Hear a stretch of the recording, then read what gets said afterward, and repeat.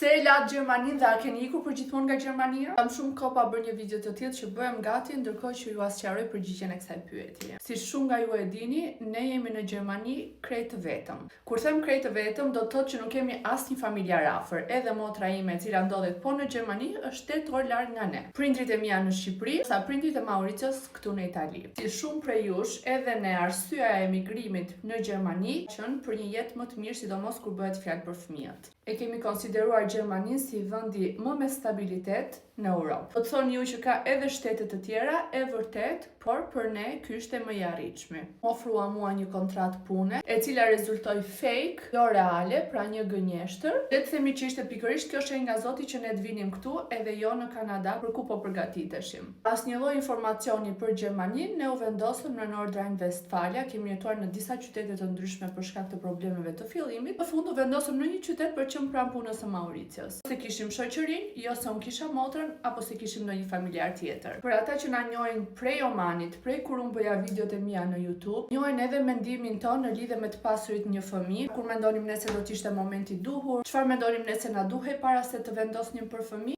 shumë arsye të tjera të cilat u zhvilluan, u ndërtuan edhe gjetën rrugën pikërisht në Gjermani. Se ka dy gjëra pa të cilat unë nuk mundem do të jetoje i lumtur, e qeshur edhe të nxjerr më të mirën time, është një dielli edhe dy të kem njerëz pranë. Ato të dyja nuk del në pa më e mira ime. Në Gjermani i kam përjetuar të dyja këto edhe pse vazhdimisht në shtëpi kanë patur njerëz, kanë patur vizita, por sidoqoftë pjesa më e madhe ka qenë unë edhe Mauricio. Për të mos thënë vetëm unë, sepse Mauricio ishte ikur në punë. Me kalimin e kohës nuk e kuptoja vështirën pse ka ndodhur. Unë jam bërë një person që nëse ti nuk do më flasësh vetë i pari, unë kurrë nuk do ta nis një bisedë me ty. Sigurisht, edhe pa dashur fare, në Gjermani një nga pasionet e mia është bërë udhtimi. Pra të marr avionin, të ikin në Shqipëri, të ikin në Oman, të ikin në vende me diell, sidomos gjatë periudhës së dimrit. Kështu që gjatë shtatzanisë unë e kisha krejt të pamundur. Si sot një vit më parë, në mars ne morëm lajmin se nuk është një bebe, po janë 2 bebe. Dhe për mua në ato momente gjithçka u duk shumë e vështirë. Edhe nuk ka qenë një ndjesi e gabuar, por ka qenë një ndjesi shumë reale, se të jesh vetëm larg familjes dhe njerëzve të tu të zemrës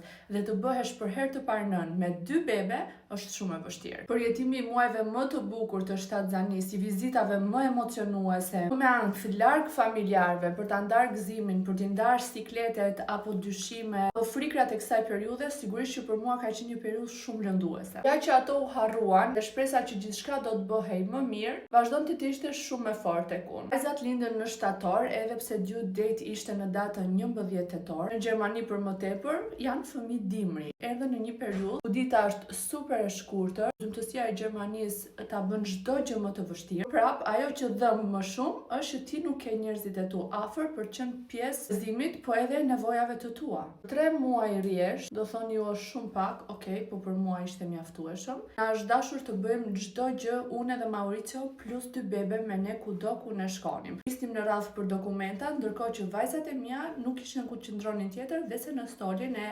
institucioneve të Gjermanisë. Jam e lumtur që në një shtet si Gjermania, ku ka pafund gjëra të mira përpos burokracive, ne patëm fatin për të patur mundësinë që të paktën Mauricio të merrte lejen e lindjes. Ky ishte një vendim i diskutuar midis nesh dhe për mua, deri më sot që vajzat bërin gati 6 muaj, ishte vendimi më i mirë që mund të merrnim. Unë nuk ndalova asnjëherë së punuari, ai po për të qenë pjesë e familjes dhe për të mundur edhe të udhtojnë për të qenë më pranë njerëzve dhe më pranë ndihmës sigurisht. Janë këto arsyet pse ne vendosëm fillimisht këtu në Itali, edhe më pas në Gjermani.